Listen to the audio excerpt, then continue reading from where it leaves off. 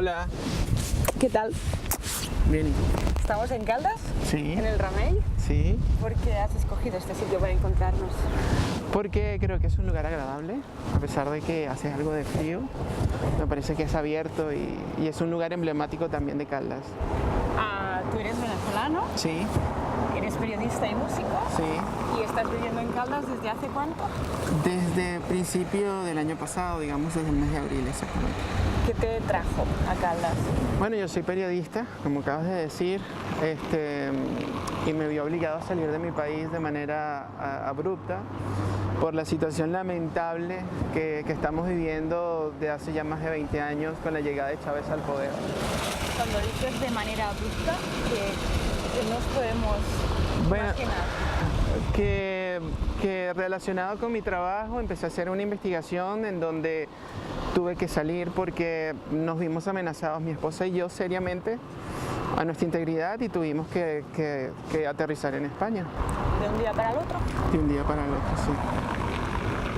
Te amenazan, tienes que salir corriendo, ¿dónde vivías y cómo haces las maletas? ¿Qué pasa en ese momento? Nosotros vivíamos en el oriente de Venezuela, en una isla que es un paraíso que se llama Margarita.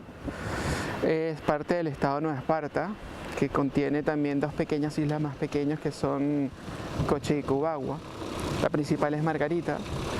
Y empiezo yo a trabajar en medios de comunicación, nos sentimos amenazados y tenemos que salir rápidamente, agarrar las maletas como podamos y cuadrar los primeros días, dormir en otro lado que no fuera nuestra casa, hasta que fuimos planificando la manera de poder llegar aquí. O sea, tú te vas un día a trabajar y no vuelves a pisar tu casa. Más o menos, porque las amenazas venían sucediendo desde el principio del 2018 y nosotros le fuimos dando larga hasta que llegó un punto en donde me citaron un sábado a una entrevista en la policía. Estamos hablando de un régimen en donde lo que son los derechos humanos y la posibilidad que tú tienes de hacerlos cumplir es muy limitada. Para aquel momento hablamos que hay personas detenidas por un tuit y rondaba como los 120 presos políticos, presos por manifestar, presos por estar en contra de las ideas abiertamente sobre el gobierno. Y durante este proceso progresivo en que tú te empiezas a sentir amenazado por tu trabajo, ¿tienes la sensación, en algún momento tienes el pensamiento de decir, pues lo dejo y me dedico a otra cosa? ¿O prefieres seguir investigando? Te puedo decir que es complejo, porque a veces uno puede llegar a dudar porque es una experiencia muy difícil de llevar, ¿no? El encontrarte en una situación en que la incertidumbre es muy grande, en que tienes que salir, que temes, no solamente por tu vida, sino las represalias que puedan tener tus seres queridos, es difícil, pero yo creo que la vena periodística es muy fuerte y uno siempre va a estar, como decíamos en Venezuela, al pie del cañón para investigar y denunciar lo que está pasando, que no es nuevo.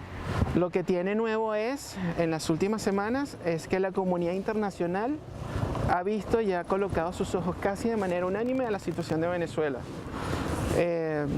Situación que no era así hace unos años y ya existía previamente una crisis que no era vista o era muy poco reflejada. Antes me decías, vengo que casi no he dormido, sí, porque he estado siguiendo esta noche las noticias de Venezuela. ¿Cómo sí. se sigue lo que está pasando en las últimas semanas desde aquí? Bueno, hay que filtrar la información porque el gobierno también juega y desde hace tiempo existe una política de desinformación muy bien orquestada y hay que saber seleccionar muy bien cuáles son los medios más creíbles.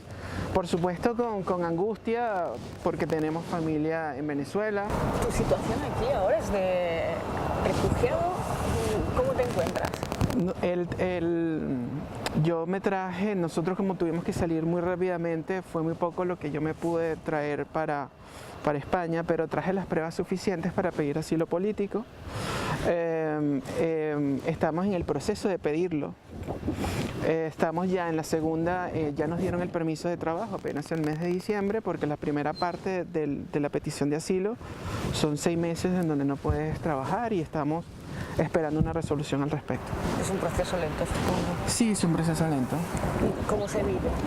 Mira, nosotros, en mi caso, un poco de incertidumbre, de angustia. Yo puedo estar acá porque mi hermana vive aquí hace más de 10 años. ¿En Caldas mismo? En Caldas, sí, sí. Yo en cuanto a lo que ha sido la atención del ayuntamiento no me puedo quejar. Creo que en el caso de Caldas el alcalde tiene una política de apertura a la inmigración, tienen una oficina diseñada para la inmigración, en donde puedo destacar el trabajo de la oficina en general, pero en especial de Ángel de Oliveira, ¿no? Pero si no es por mi hermana, que ya tiene tiempo acá, que tengo un techo donde dormir, sería muy complicado, la verdad. Tú me decías hace un momento que eres oriundo de Caracas. Sí. ¿Cómo ha cambiado tu ciudad en los años de régimen? Bueno, un retroceso brutal. Bueno, en mi caso yo crecí en una sociedad, en una Caracas multicultural, una Caracas repleta de inmigrantes, debido a que gracias a la aparición del petróleo en 1914, durante la dictadura de Juan Vicente Gómez, paulatinamente con el pasar de los años, Venezuela pasó de ser un país agrícola a una potencia petrolera, que además sumado con políticas por parte de los gobiernos como el de Marcos Pérez Jiménez, se llamó a la inmigración. Entonces para los años 70, cuando yo nazco, y la década de los 80, era una ciudad que tenía eventos culturales. La Universidad Central de Venezuela, que es mi alma mater, estaba entre las principales universidades de Latinoamérica, patrimonio cultural de la humanidad, la ciudad universitaria, y ahora pasamos a una ciudad oscura, donde creo que lo que hace una ciudad es su gente, y estamos hablando de que la gente está deprimida, las personas que normalmente convivían contigo o ya no están, o sea, se han mudado o han muerto. Yo siempre comparo a Caracas con Siria. Siria tiene las bombas, pero en Venezuela también se ha dado un éxodo, siguen las instalaciones, pero la ciudad perdió lo que era. ¿Me entiendes? Una crisis económica brutal, la gente lo que busca es sobrevivir, sobrellevar el día a día. Entonces no es para nada, no es que durante antes de la llegada de Chávez, Venezuela no existían los problemas, porque te lo estoy pintando como que Venezuela era un país también con pobreza y con problemas. Lo que sucede es que el chavismo vino a agudizarlo, seriamente, con políticas de izquierda radical, populista, adoctrinados por los cubanos. Yo diría que todo parte del Foro de Sao Paulo, cuando en el año 87 más o menos Fidel Castro se da cuenta que la Unión Soviética está a punto de colapsar y consigue que el Partido de los Trabajadores en Brasil, con Lula da Silva, busquen la forma de cómo continuar con el socialismo, porque se caía la Unión Soviética y teníamos que vender nuevamente esa idea, y se dan cuenta que ya no puede ser base a las guerrillas que eran financiadas en una época por la Unión Soviética, adoctrinadas por cubanos, sino que buscan de una manera intelectual y ganando elecciones. Yo cuando gana Chávez las elecciones, en el año 98, tuve la oportunidad de ver a Fidel Castro en el aula magna de la universidad, cuando en la toma de posesión de Chávez, y él decía que los tiempos habían cambiado y que para mantenerse en el poder tenía que ser ya de otra manera. Y la otra manera era el populismo exacerbado, la división de la sociedad, el enemigo en común que siempre va a ser el capital y los Estados Unidos, crear mafias. El gobierno caracterizado al chavismo es que es una organización delincuencial.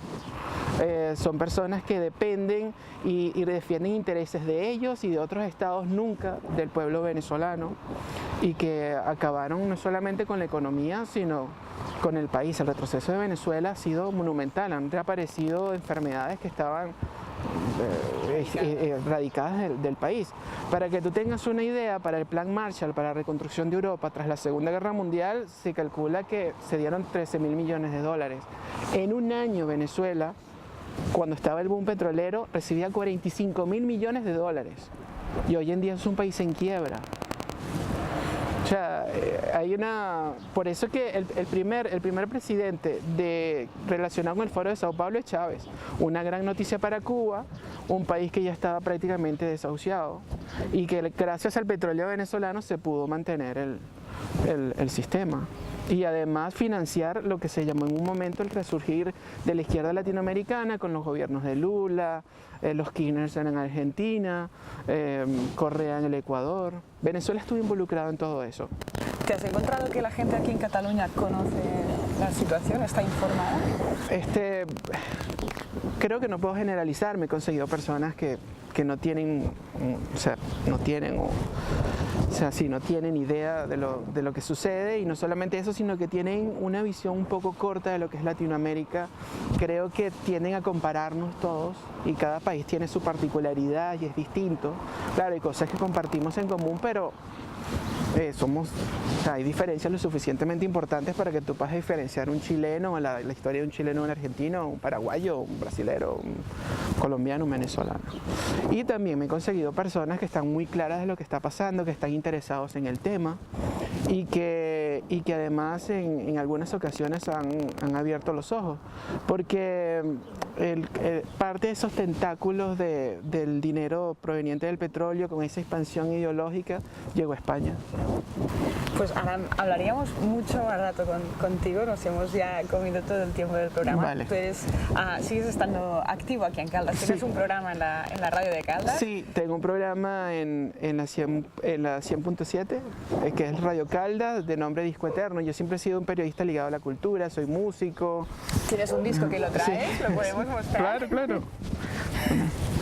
Que está aquí. Y es un programa que habla sobre la historia de grandes álbumes. Y un poco es hablar sobre lo que está entre telón dentro del álbum. ¿Y te llamas Aram porque tenías una abuela catalana? Mi abuela es catalana y me llamo Aram por mi abuelo, no por mi abuela, ¿no? Así que mi conexión con Cataluña venía por los dos lados. Sí, mi abuela, te comentaba anteriormente que mi mamá en el momento del registro civil le cambiaron la Y por I latina y se lee Company, pero en realidad es Y, es con punch. Entonces, bueno, así es. Y por mi abuelo se lo colocó a mi papá por el Valle de Aram, y para distinguirme me colocó 2 años y M. Muy bien. Pues nos despedimos con una foto para el recuerdo. Vale, gracias.